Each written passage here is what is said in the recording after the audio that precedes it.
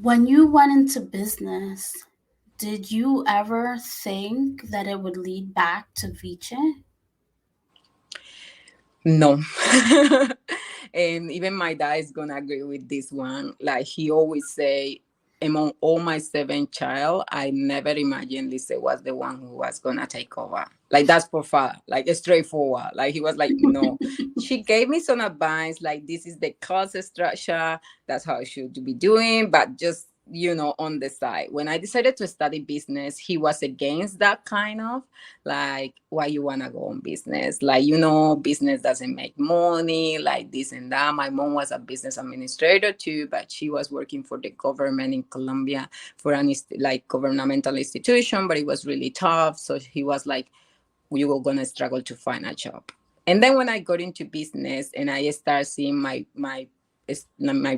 friends at uni saying like, oh, I want to work with this big corporate, with this huge company. I never found myself interested in any business, like to work in a position. And I was scared because I struggled to actually identify who I want to work with firm, with company, with corporate. But then I understood that it was because I was myself an entrepreneur since I was an adolescent. I remember myself selling candies at school, selling hair extensions, clothes, swimming wears, like everything. And then I graduated, and yes, I found a job in a really good company in Colombia. I was there for 1 year more or less, but then I was like, I really need to study English, like to know how to speak at least because I am in business. So I need that. So that's when I kind of like I looked for a scholarship to study English overseas, and I went to Australia to do that. But I never imagined that I was gonna be an entrepreneur doing my family and my dad business. That was really not on my table at that point. But when I was in Australia, I kind of like knew about cachaça from Brazil. So when I tried cachaça and I found myself loving caipirinhas with cachaça, I started reading like what cachaça was. And then I have a friend who is a lawyer who kind of like start this movement about the love for Viche. And she told me like, okay, you love cachaça and cachaça is Viche. And I was like, okay, this is something interesting because we in Colombia, in the Pacific Coast, in these small towns, we have the same production process and the same alcohol drink of one country that is their main and most important drink export all around the world and now all around the world. And that's when I click and that click in my head. And then I was like, my father has been doing this for 40 years, struggling.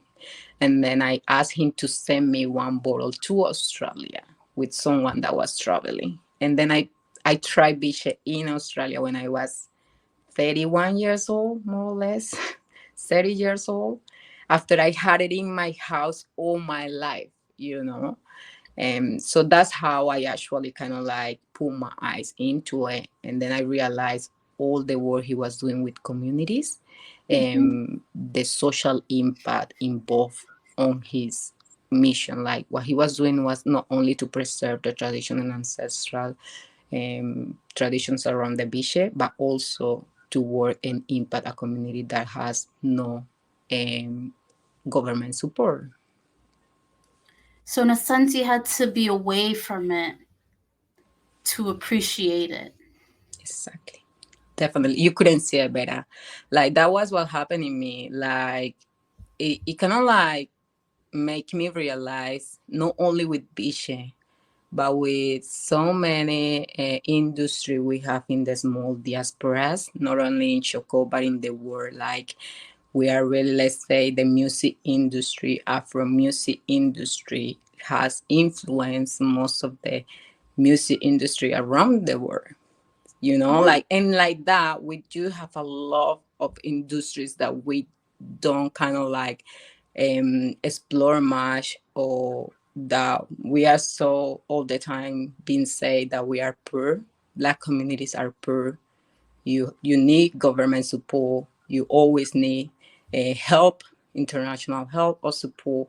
But then we have production process in the communities that we don't look at, even as a young adolescent, so on. So I turn my eyes to that and I see that we actually have an important industry in the country, in the state, that we can kind of like explore and get our community to be independent and not rely only dependency government strategies.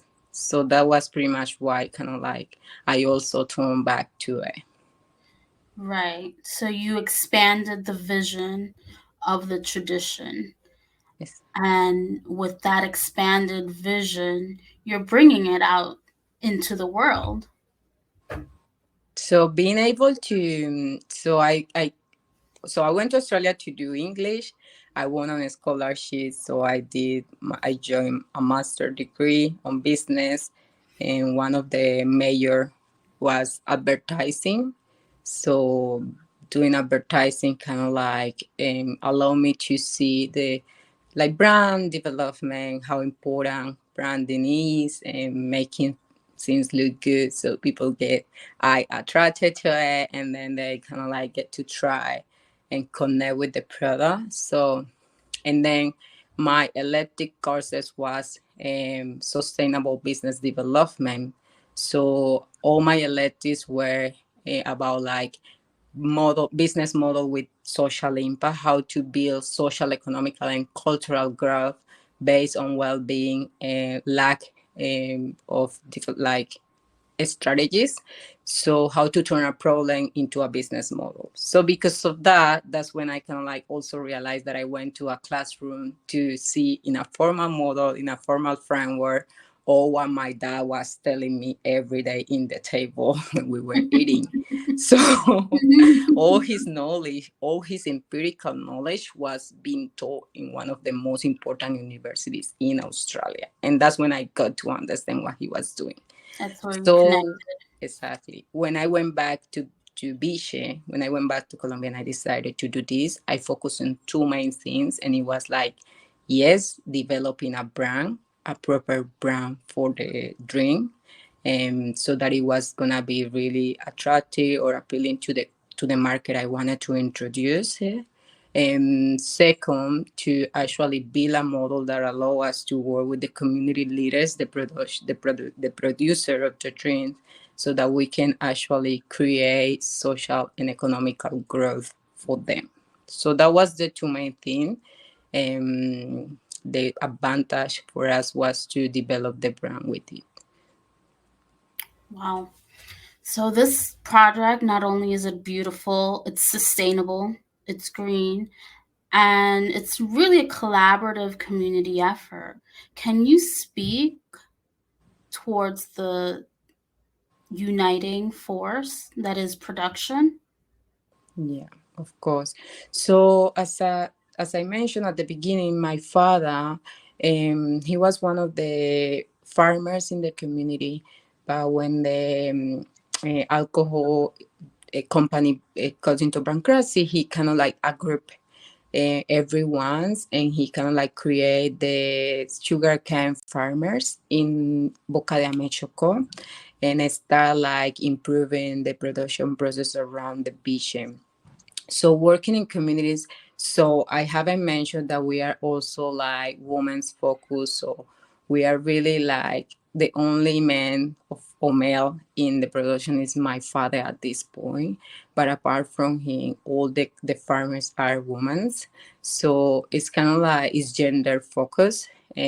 So pretty much join forces with families allow us to build an independence business process. So where each family has the independency to produce the alcohol drink, and then we kind of like buy from them with fair prices, and we try to keep the whole supply chains like fair. So they control 70% of the production we have, and now we are getting into get the 30% done by ourselves, because we have the company in Boca de Ame. So the infrastructure for our business is there. And we didn't want it to produce it ourselves, but we decided to do it. So we can also manage part of the production process. But this is pretty much to empower and kind of like give families in that community also the sense of business, being a business owners. That's why pretty much. So your father pretty much is a leader in this production process. And you mentioned before that at the dinner table, he was the fountain of information. Who taught your father all that he knows? How did he become this expert? So, as Viche is well known for being, or this production process is well known for being passed generation through generation. So, my granda used to have a trapiche or a sugarcane juice in the farm they have in the town where they were born. So, my father grew up seeing that from his father, so from my grandpa. But then when he was growing up, I can see my father was someone really curious. He was an empirical learner, and so he got himself to learn everything he was interested by himself, reading or like listening or getting into like the oldest people. So I do remember that he kind of like was with the a chemical engineer that was working for the alcohol drink I mentioned, alcohol drink company that I mentioned that went into bankruptcy. So when they got into the company and they were the farmer for those company, he was always paying for the chemical engineers, and then he was really like looking into what they were doing and how they were doing. So he learned everything he knows about like sugarcane production and all of that based on the learning he got from my grandpa and the learning he got when he was in this company and he kind of like was with the chemicals engineer. And he is still working with one of them. One of them is they partner, and so they've been teaching people in the communities how to do good practice in the production process. Wow. So he took the ancestral knowledge from his father, applied it to the business he was in, and then with his curiosity and his gusto continued learning. Yeah, Wow. exactly. Yeah, pretty much. What do you see next for Viche? That's a question that I had to save, and it scares me a bit. Um, because as I mentioned, always like my father was doing that for 30 years, almost 40, without getting even like the enough money to support his family. So and now I kind of like my father is 75. He's turning 76 years old this year. He's in his most productive season. So in the way that he's actually getting a return on the investment. So it's kind of like for me to jump into this and in 1 year to get it to the national market. So it was like getting Viche from a small town in Choco to straight away to the national market in Colombia to be in some of the most well known and top ranked restaurants there in the city. So it's kind of like it's a little bit scary still. I still processing. It's been growing really fast. And I definitely see Viche internationally, as you mentioned. I see Viche being recognized as a most important and traditional, actual traditional drink of Colombia, coming from a black town, a black community, and that aims to preserve the traditions around that and the ancestrality around that. I see that marketed in the international world in that way. Wow. Earlier, you mentioned that the community is a little bit isolated, and that helped preserve tradition. How is that affecting distribution, if at all?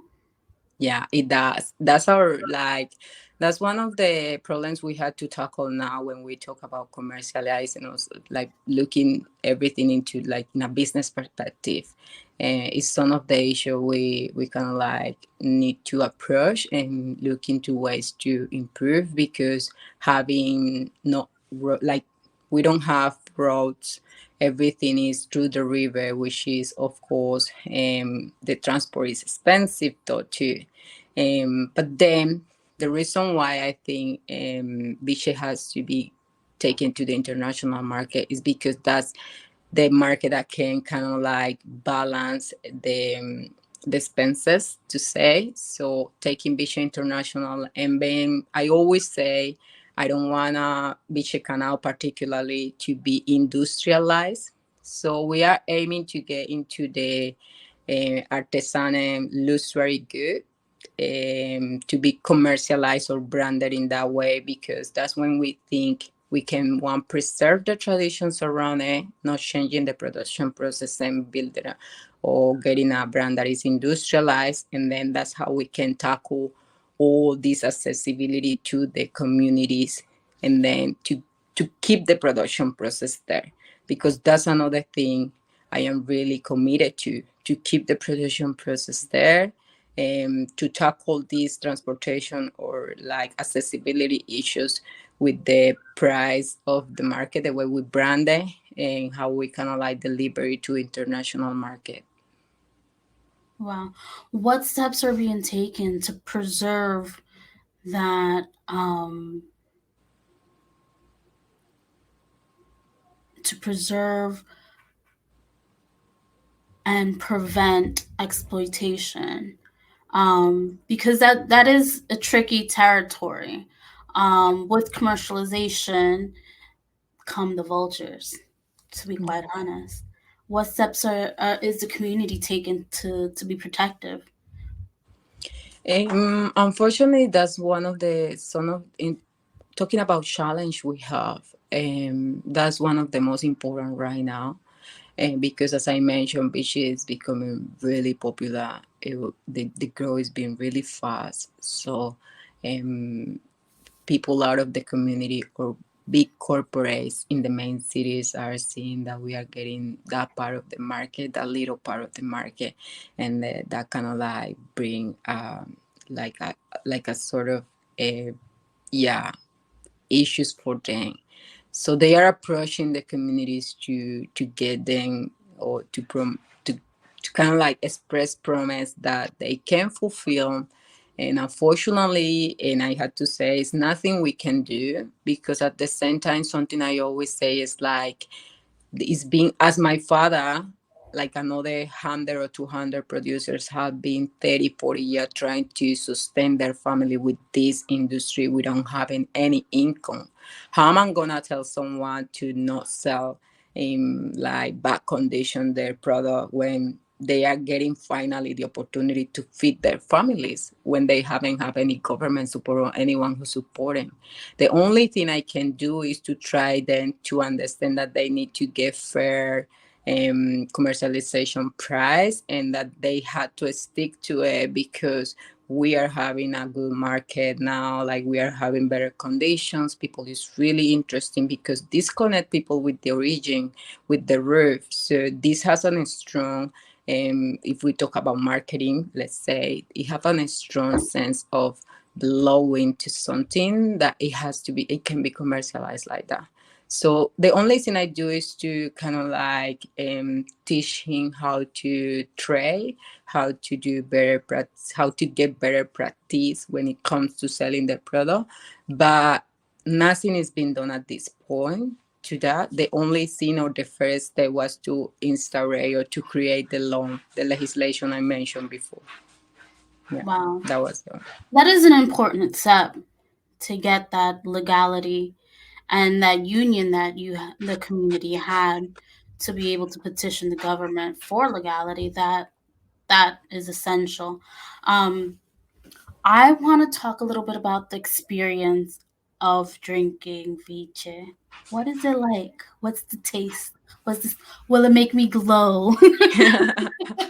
Vision will make you glow, and will make you laugh, and will make you dance and be happy, and like, So drinking Viche is just like, if we talk about the flavors on it, is like when it has, normally it has 40% of alcohol, but something that allow us to say we want to keep the production as it is based on natural ingredients and only from the sugar cane is because you can feel the sugar cane sweetness a little bit on the back, and then you get this citric aromatic feeling on mouth. And because the destillator is with wood, with fire and wood, so it kind of like get a little bit smoky to drink, the drink to be a little bit smoky. So that's something that we also kind of like, as the mezcal with Mexico, we want to preserve because that incorporate a particular component on the drink that can be identified really easy. And so Viche, when you drink Viche, as I mentioned, because it was used for medical purpose, it's literally you feel like your body is being clean. Like you start sweating. I had to say, yes, you sweat. When you drink Viche, you start sweating.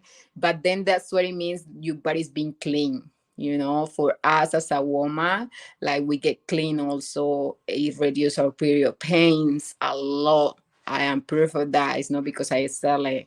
That's true.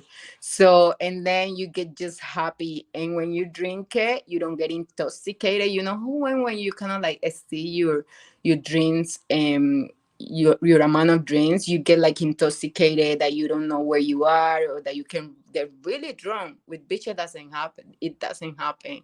Like you always steady. And then if you only drink bitch the day after, guarantee you don't have hangover.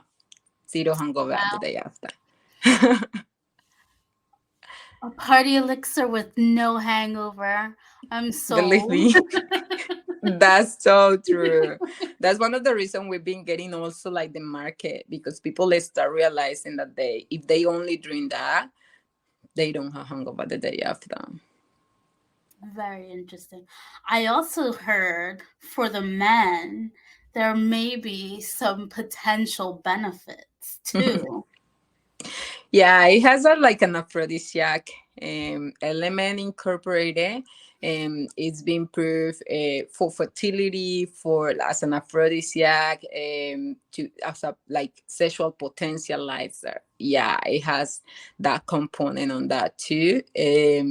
My dad say this story like, I never mentioned that because believe me, when they try and they get home, they will find out. So I don't have to tell them. The proof is in the pudding Yeah, or the he said like, vice. yeah, exactly. He says something like, yeah, I don't want them to the expectation to get so high. They will feel it. And how is it prepared? Do you drink it straight, just the vice? Can it be mixed? What's Yeah. complementary? So it has like so many ways to drink it. You can drink it straight, like pure as a shot. So and then if it's because Biche is crystal, it's a crystal clear alcohol. So that's the main way it comes from the distillation process. But from there, we make different drink that can look. One of them look like a rum. So when it comes to the pure Biche, you drink it as a shot straight with ice, a little bit cold is also pretty good. But then we have realized that it goes really well to prepare cocktails. So making cocktails with pure beach is an industry that is becoming really popular now. So anything with fruit, passion fruit is really good. Lime is also like it goes really really good with lemons. So anything fruity, cocktail preparation, mixing it with fruit, that's very good too. But normally we drink it pure. I You like it pure personally. you Yeah. like it straight and traditional. Exactly. That's the way I enjoy it more. And then yeah, from time to time I get cocktails with it and I find out that it's fascinated too.